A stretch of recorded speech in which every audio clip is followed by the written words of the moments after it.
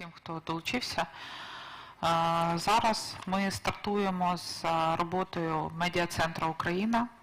Медіа-центр Україна – це ініціатива українських комунікаційників, яка спільно з Міністерством внутрішніх справ і з Міністерством оборони буде спрямована на підтримку журналістської діяльності в Україні. В першу чергу ми орієнтовані на західних журналістів для того, щоб надати їм максимальну допомогу, але, звичайно ж, працюємо із нашими українськими журналістами, з каналами.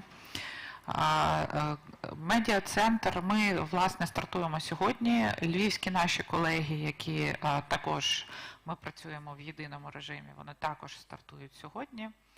І у нас будуть окремі розклади по Києву і по Львову, брифінгів, які будуть відбуватися. І ми про всі ці брифінги будемо повідомляти в нашому телеграм-каналі. У вас у всіх є посилання, у нас тут на місці є посилання, ви можете доєднуватися до телеграм-каналів і телеграм-каналу, і там будуть апдейти по всіх розкладах і по всіх спікерах. Прошу доєднатися для того, щоб ми просто не в змозі відповідати на всі особисті повідомлення від всіх журналістів. Це перше. Друге, зараз у вас є лінки на трансляцію на YouTube. Вся трансляція відбувається двома мовами. У нас є два канали. Один транслює англійською, другий транслює українською. Ви можете брати картинку і розповсюджувати таким чином, як вам зручно. З завтрашнього дня ці YouTube-канали будуть постійними. Ми завтра змінимо лінки, і вони вже запрацюють в постійному режимі. Тому прошу вас долучатися, підписуватися і спостерігати за ними. Я хочу сказати, що тут на місці працює команда, невеличка команда, але працює. Мене звуть Аліна Фролова. Я є заступником правління Центру оборонних стратегій аналітичного синктенку. Оль, на сайті також є Оля Атаманова, яка працює зі мною, яка буде очолювати цей центр. Тобто ви можете звертатися, всі контакти у вас є. Тепер... Ми дуже вдячні Skyloft готелю за те, що вони прийняли нас на надали нам можливість. Ми дуже вдячні всім партнерам, які передали техніку, обладнання, людей і дали можливість запустити це в мінімальні строки. Якщо у журналістів є потреба, ви можете зупинятися в цьому готелі. Я думаю, що буде так зручніше для вас. Будь ласка, розміщуйтесь. Тепер ми будемо, крім того, що ми даємо брифінги, ми будемо допомагати західним журналістам, західним медіакомандам працювати в Україні. Тобто будемо намагатись допомагати з фіксерами, з організаційними питаннями, з питаннями акредитації, якщо вони виникають. Можете звертатися, ми зробимо все, що ми можемо в максимально короткі строки. Ми з вами знаходимося. Our team on site asks you to go to the shelter. Please don't discuss those requests. Just go to the shelter. There is a shelter here. We have placed directions to that shelter everywhere, so should there be any danger, you're welcome to go to the shelter.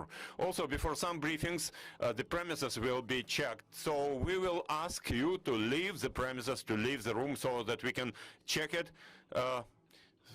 from security perspective, and then you will be let in again.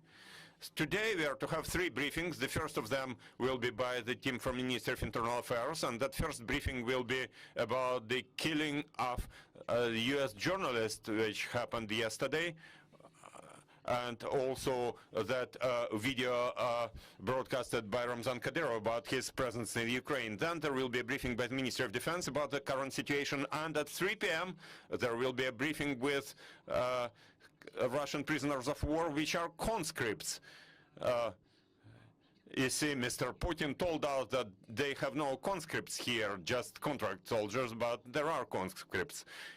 You're welcome to submit any comments on organizational issues to our team, because we are running in the test mode now. We'll be handling those, and now we are to start our first briefing, and I'd like to introduce Vadym Denysenko, advisor to the Ministry of Internal Affairs of Ukraine. I have already announced the topic of this briefing, so Vadym, you're welcome.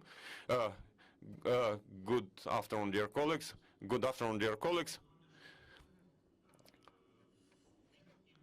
On behalf of the Ministry of Internal Affairs of Ukraine, I would like to first of all thank everybody who has been disseminating information about what's happening in Ukraine, who disseminate the truth about our war. As already said, the subject of our briefing is about two things. First of all, yesterday, a journalist from the United States was killed, Anthony Renaud Brandt, and his other colleague was wounded.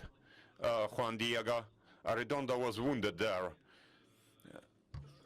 Basically, what we could tell you now, yesterday, on the 13th of March, about 1:30, 1:40 p.m., those two journalists from Time publication approached a broken bridge near Irpin between Romanivka village and town of Irpin in order to document the consequences of so-called special operation, or as we all understand it, real war that the Russian Federation is running in Ukraine. After that, they crossed the bridge to the other side of the river and started walking toward the town of Irpin.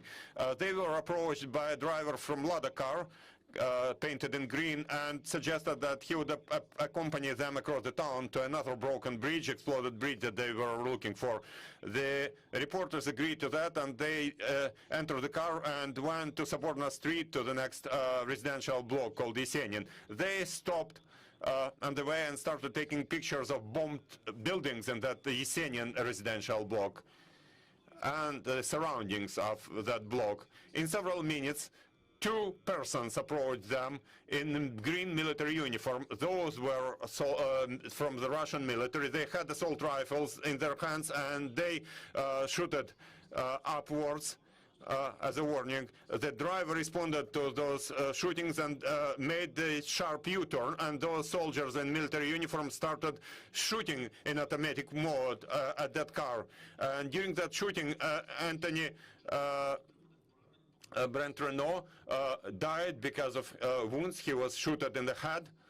The other journalist, Juan Diego Arredondo, born in 1975, was wounded with a bullet, and he has now been receiving medical care in Ahmadid Hospital in the city of Kyiv, and there is no threat for his life at the moment. His life is not under danger, as doctors say.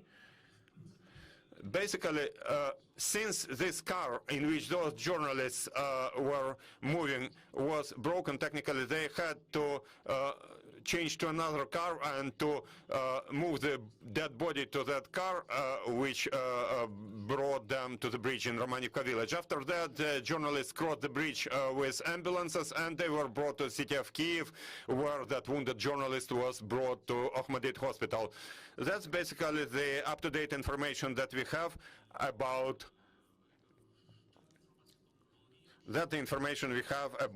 that yesterday's incident where Russian invaders killed the U.S. journalist. Also, one of the important happenings yesterday was a video broadcasted by Ramzan Kadyrov, head of Chechnya, which is allegedly here in Ukraine. I'm not authorized to comment whether Ramzan Kadyrov is actually in Ukraine or not, but if you discuss the reasons for that video from the shelter, from the bunker, we have to mention several important things. First of all, in that video, there is a conversation recorded between Ramzan Kadyrov and the military from his so-called guards. And we can hear there that people from that guard approached the orphanage, and in that orphanage they haven't found any children there.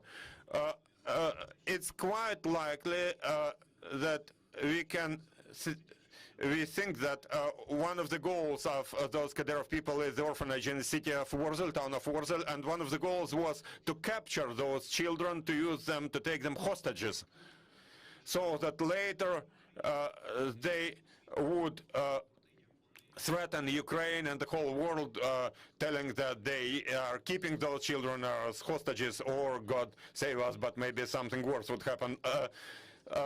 Luckily, we managed to evacuate children even before that, so there were no children in that building. We have also to mention several other things which are very important. Why this video appeared? One important thing is this.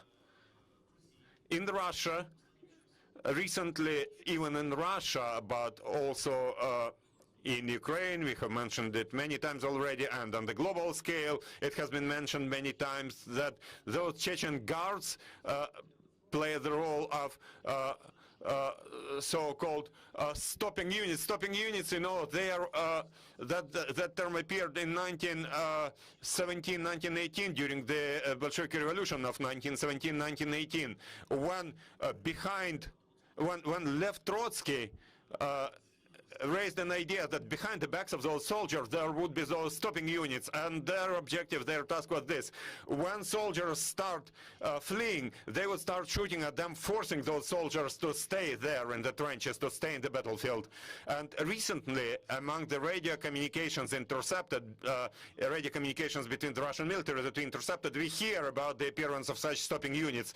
And it's also discussed in Russia quite a lot that Chechens are serving this role of stopping units in this war, this punishment role. So obviously Kadyrov had to to demonstrate that they're planning some military operation, that they're doing something, although by and large, and in that way they would have to stop the information disseminated also in Russian Federation, whereby they say that Chechens are nothing but those stopping units. Kadyrov wanted to change that idea, to change that opinion. The second important point for Kadyrov is this: during the first day of the war, quite a large part of his so-called guards were defeated near Kyiv, including near the town of Bucha. I think that many of you saw the videos with a lot of military equipment and vehicles broken in the city of Bucha, and it's considered that some Kadyrov people were there. More to it, one of the generals, Kadyrov's generals, was killed in that combat action, and quite a lot of so-called Kadyrov people were killed there.